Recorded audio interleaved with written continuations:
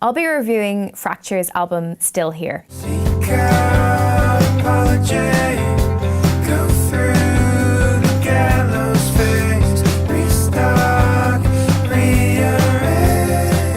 Melbourne's Mark Zito, aka Fractures, wrote this debut album after his recovery from a serious neck injury.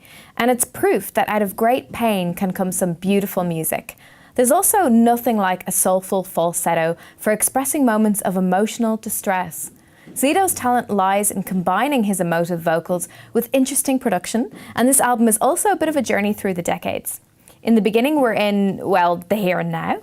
He layers syncopated piano chords over electronic drum beats in opening track Withhold, and introduces a scratchy electronic sample in Alchemy that makes way for a steady, almost straightforward pop song. He switches on Lowcast, the album's lead single, and all of a sudden we're in Elliott Smith territory with lush, layered vocal harmonies. Hello 2001. Then he introduces a Prince-inspired guitar intro on the track Time Frame. Hello 1984.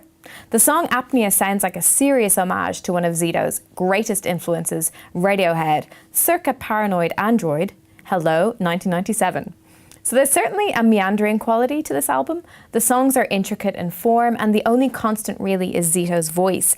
It's never boring though, because it's constantly changing. And while he wears his influences on his sleeve, I love that he's not afraid to play with production in a really interesting way that elevates this from just another album, from just another mid-tempo indie musician. There's a feeling of real sonic magic on this record, and I think I'll be returning to it a lot over the course of the year, because there's a song in here for every mood. Lindsay, what did you make of Fracture's debut album?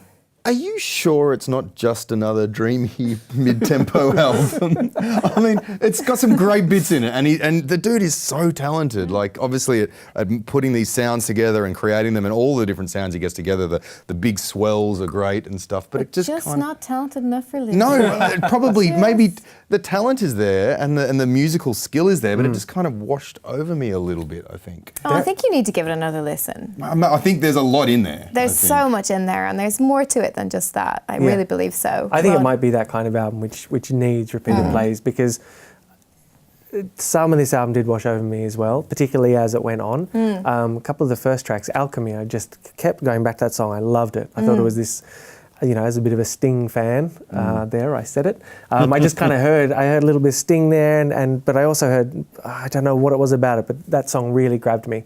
And I'm not sure, and I don't think he was trying to do that throughout the whole album, so that's fine. But like, just as the album progressed, I started to lose a little bit of interest. Well, we talked about Ryan Adams being so concise, and I think that perhaps he would have benefited from maybe knocking a song or two off the bottom. Like when he got to Apnea, which is that real Paranoid Android sounding one, I almost could have kind of finished it there. I felt like it was a good closer, it was dramatic, it sort of brought a lot of his influences to the fore, and then maybe that was a good time to sort of shut it down. The thing that kept running through my mind as I was listening to this album each time was, this is what the Daniel Johns solo album would have sounded like if Daniel Johns had less interest in sex and not as sharp ideas as he actually had. This sounds like a pallid version of that album to me. But is it fair to compare him to Daniel Johns, who's been doing this for so long, and this is his first record? Yeah, it is fair. He's putting a record out. But what I'm saying is, would Daniel Johns' first record on his own have sounded like this? Who knows? Well, Daniel Johns' first record was when he was 15, and this guy is not 15. But more to the point, it's a record that sounds like it's got ideas, it's got things happening, but it's just a little too pallid for me. It's a little too mild. One of the things that on this album that is interesting is that there's R&B attempted on this as well, along with all the other elements, and that's where he fails. I think he's more successful as a Radiohead, like a post-hardcore kind of guy. He's less successful when he tries to do some groove and electronic beats that are more in that area. I think he just needs to work on that more. He just needs to push that out. Or but maybe focus on that sort of stuff. There's so much of that around, you know, your Safia kite string tangle sort of stuff. And I reckon we're going to look back in 10 years or whatever at that and talk about it the same way we talk about, your Hall & Oates, Steve Winwood kind of, your Yeah. blue-eyed soul kind kind of of agree with you. beautiful stuff with no substance. I'm not saying we need more of it. I'm saying if he's going to do it, he needs to work harder. He needs to take some lessons out of Mick Hucknall's book. Simply Red with the ultimate blue-eyed soul. I actually think his peak when he's the best is when he's doing that more kind of, mumblecore, as I said, that Yeah. kind of Elliott Smith thing. I think that's his level. I don't think he's the R&B guy. I Yeah. don't think he's the producer, sort of pseudo kite string tangle kind of thing. I really do think that's when he hits his stride. I thought Lowcast was probably the strongest track. Maybe second was Apnea. I loved that, which I believe Radiohead, not Muse, influenced. I think he has a way to go, and I think it could have been made shorter. But I do think you're all being a little hard. Well, I think that's the thing. He probably needs to focus on his strengths more. And maybe drop some of the things that aren't really natural for him, or that he's not pushing himself know. out. I mean, why do R&B when he can do better stuff, and the better stuff that you're talking about?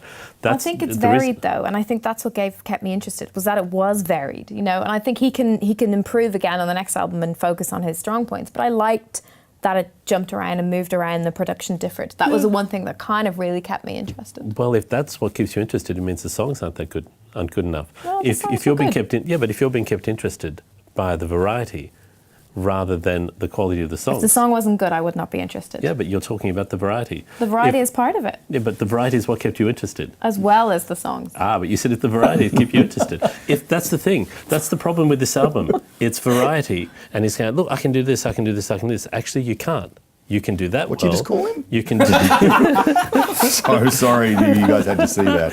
He can do goes off this like- well. He can do that pretty well. He can do that okay. Drop the okay. Next time, drop the okay.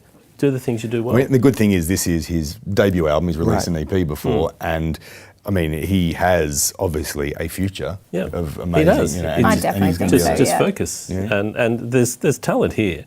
He just needs to work out what it is that he can do well, and what is it that he does that is a pale copy of another copy. Oh well. What are you going to give it? Well, after all that, I think it's a good 3.5 stars from me. Focus the energy, lost faith.